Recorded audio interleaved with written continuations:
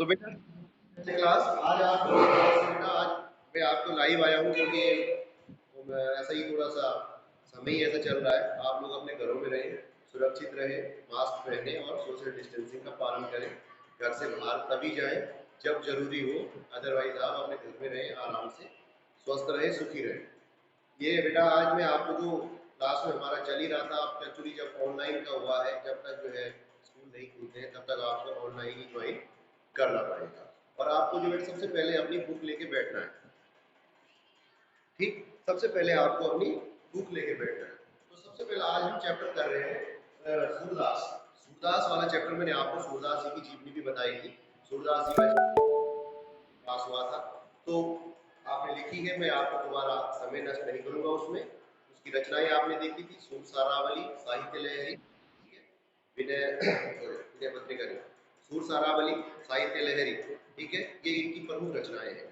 सूरदास सगुण भक्ति के कवि। मैंने सगुण और निर्गुण आपको दो प्रकार की भक्तियों के बारे में बताया। तो सगुण भक्ति क्या होती है? सगुण भक्ति वो भक्ति होती है जिसमें जो है हम ईश्वर को किसी रूप में स्वीकार करते हैं। और निर्गुण भक्ति बेटा वो भक्ति होती है जिसमें हम ईश्वर के किसी रूप को स्वीकार नहीं करते, बल्कि हम ये मानते हैं कि ईश्वर निराकार होता है। हम मतलब जो निर्गुण भक्ति को मानने वाले हैं वो बोलते हैं कि भाई ईश्वर का कोई रूप रंग नहीं होता है, कोई आकार उसका नहीं होता है। ठीक है, यह तो बात आ गई सगुण और निर्गुण। यहाँ पे निर्गुण भक्ति की बात आती है तो हम कबीर का नाम लेते हैं, क्योंकि कबीर ने ये कहा था कि ईश्वर जो है सब जगह विद्यमान होता है, उसका कोई आकार नहीं। सगुण भक्ति में हम पहचान जाते हैं, अगर हम किसी भगवान की फोटो देखते ही बोल देते हैं कि ये शिव जी है, ये हनुमान जी है, या जो भी अदरवाइज जो भी हमारे देवी देवता होते हैं उनकी बात करते हैं। तो सगुण का मतलब जो हम आकार को मानते हैं। तो सूरदास जी जो है श्री कृष्ण भक्ति के कवि हैं।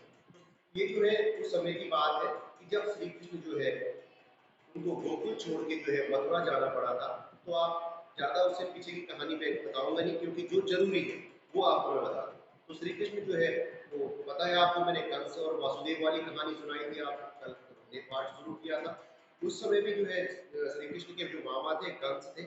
ठीक है, श्री कृष्ण जो है अपनी माता के 8वें संतान थे। ये मैं आपको पहले भी बता चुका हूँ। ये कहानी से बढ़िया है कि आप इसे ध्यान से पढ़े और सुने। ओके बेटा, तो ये पाठ जो है श्री कृष्ण का, जब गोकुल छोड़ के मथुरा वो चले गए, जब वो श्री कृष्ण थोड़ा सा युवा अवस्था में आ गए, तो ये उस समय का है।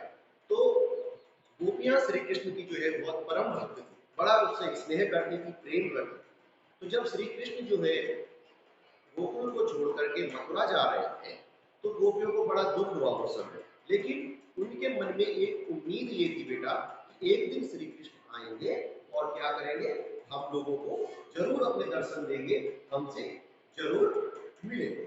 लेकिन होता क्या है कि श्री कृष्ण तो नहीं आते हैं, लेकिन वो अपने एक मित्र उद्धव के द्वारा, अब मैंने यहाँ पे सगुण और निर्गुण भक्ति की बात की, तो श्री कृष्ण जो है अपने मित्र उद्धव के द्वारा जो है गोपियों के लिए संदेश भेजते हैं कि भाई ऐसा कुछ नहीं है, श्री कृष्ण तो हर जगह है, कण कण में व्याप्त है। तो निर्गुण भक्ति का उपदेश लेके जब उद्धव गोपियों के पास आते हैं, यानी कि श्री कृष्ण का जो है दूत बनकर आते हैं, कहाँ से, मथुरा से गोकुल आते हैं गोपियों को समझाने के लिए। तो गोपियां जो है उनको उल्हाने देती है। गोपियां तो श्री कृष्ण की बिल्कुल सगुण भक्ति की उपासक है, उन्होंने तो श्री कृष्ण के स्वरूप से प्रेम किया है। गोपियां जो है बड़ी अनन्य भक्त श्री कृष्ण की है, उनको तो श्री कृष्ण में ही अपनी सांसें समाई हुई नजर आती है। ठीक, तो वो उद्धव को जो है बड़े ताने देती है, उल्हाने भी देती है। तो क्या कहती है गोपियां कि उद्धव तुम हो अति बड़ भागी, अपरस रहत स्नेह तनाते नाहिन मन अनुरागी। तो गोपियां उद्धव से कहती है कि हे उद्धव, तुम तो बड़े भाग्यवान हो। भाग्यवान मतलब व्यंग कस रही है, ताने दे रही है।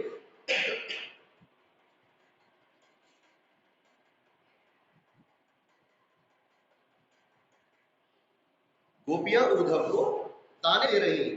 भाई भाग्यवान का मतलब क्या होता है कि हमारे सामने खाना रखा हुआ हो और हम उसे खा नहीं पा रहे हैं, भूख लगी है, तो हमसे बड़ा दुर्भाग्य किसका होगा।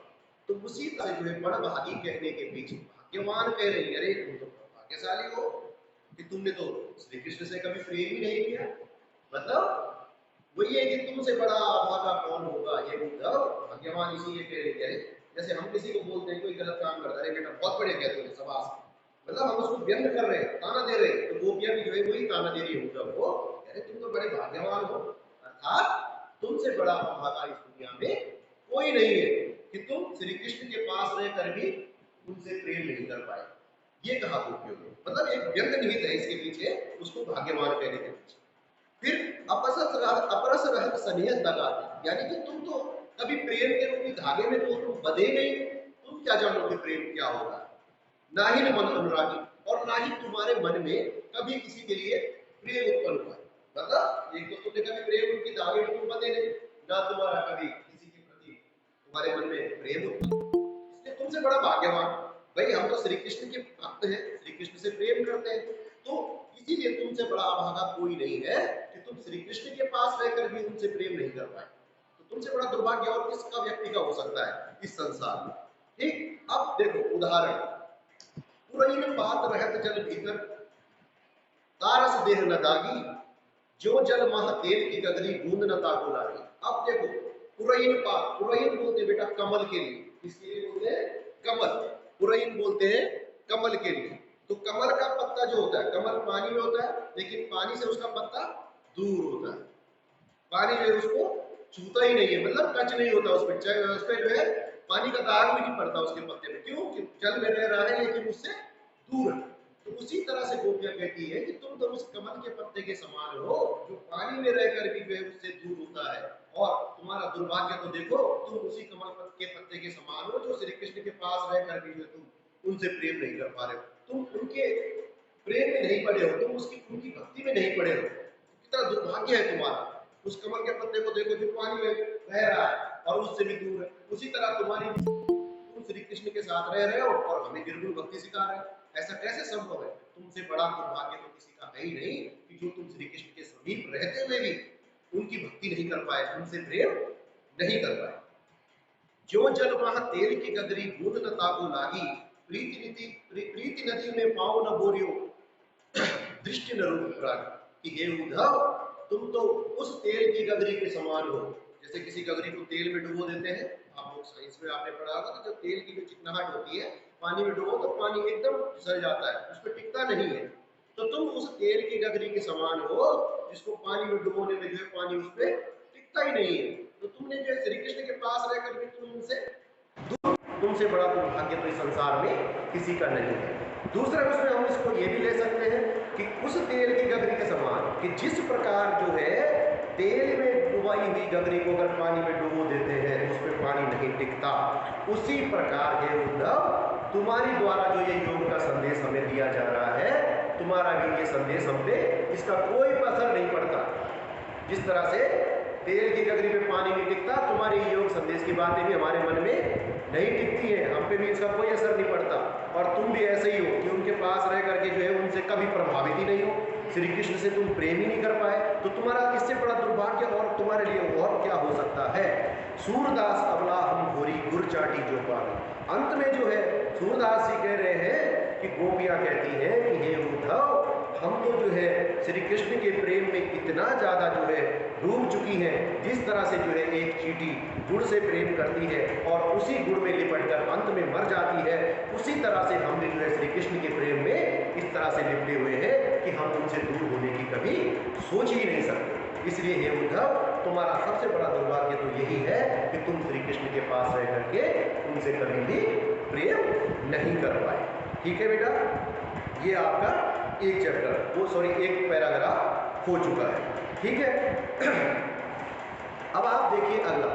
तो इसमें जो है उद्धव द्वारा जब लाया जा रहा है संदेश, तो अब होता क्या है, जब कोई हमारा आने का समय किसी का होता है, इंतजार करते हैं हम लोग कि उसकी उम्मीद है आने की, तो हमारे मन में एक आशा रहती है, एक उम्मीद रहती है कि वो व्यक्ति आएगा, हमसे उसकी मुलाकात अवश्य होगी।